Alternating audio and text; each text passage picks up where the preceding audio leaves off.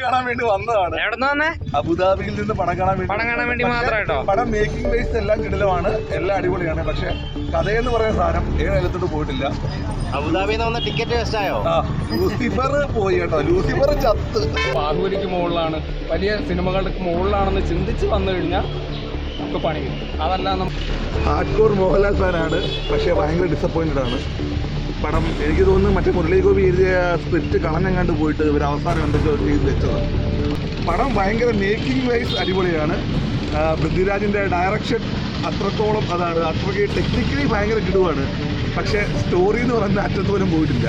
ഈ പടം സത്യത്തിൽ ലൂസിഫറിൻ്റെ സെക്കൻഡായിട്ട് ഇറക്കരുതായിരുന്നു. വേറെ എന്തെങ്കിലും പേരിട്ട് ഇറക്കിയായിരുന്നെങ്കിൽ ചിലപ്പോൾ എന്തെങ്കിലും ആയേനെ.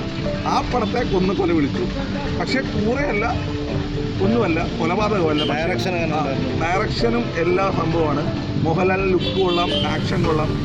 പക്ഷേ ആ ഫസ്റ്റ് പടത്തിൽ വന്ന അടിയൊക്കെ ഉണ്ടല്ലോ കടവുട പോലെ, അതൊക്കെ റീക്രിയേറ്റ് ചെയ്തിട്ടുണ്ട്. നശിപ്പിച്ച് നാറാണക്കല്ലാക്കി 100 കോടി അത് ചിലപ്പോൾ ഓടും കളക്ഷൻ വൈസും. പിന്നെ ഇത് മറ്റേ പടത്തിനെക്കാട്ടി ഒത്തിരി ഇതിന് പുറത്തോട്ട് ഔട്ട് ഓഫ് കേരള ഇത് വളരെ രീതിയിൽ മാർക്കറ്റ് ചെയ്തിട്ടുണ്ട്. അതുകൊണ്ട് ഇത് സെറ്റാകുമായിരിക്കും.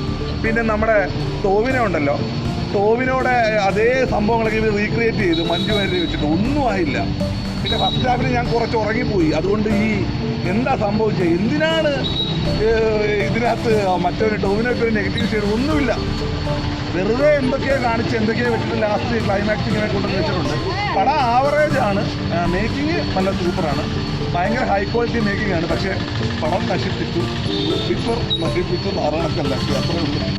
അത്രയും ആരാധകരൊന്നും തൃപ്തിയായിട്ടല്ല പോയത്. കാരണം ഒരു റിവ്യൂ ചോദിച്ചാൽ പോലെ അവർ കൊടുക്കാൻ ആവറേജ് സിനിമ നമ്മുടെ മലയാളി പ്രേക്ഷകർക്ക് ഇഷ്ടപ്പെടില്ല. ആരാട്ടം, പൃഥ്വിരാജ്, പറഞ്ഞ ഇന്ദ്രജിത്ത്, അങ്ങനെ ഒരു വൻ താരനിരയുണ്ട്. പിന്നെ വില്ലനൊക്കെ എന്ന് പറഞ്ഞു കഴിഞ്ഞാൽ നമ്മൾ ഒരു മലയാളം ഇൻഡസ്ട്രി സ്റ്റൈലാണോ ഒരു ഹോളിവുഡ് സ്റ്റൈലാണോ പടം? മലയാളം ഇൻഡസ്ട്രി സ്റ്റൈൽ തന്നെയാണ്. അതിനകത്ത് ഒരു ഹോളിവുഡ് വില്ലനെ കൊണ്ടുവന്നെന്ന് മാത്രമേ ഉള്ളൂ.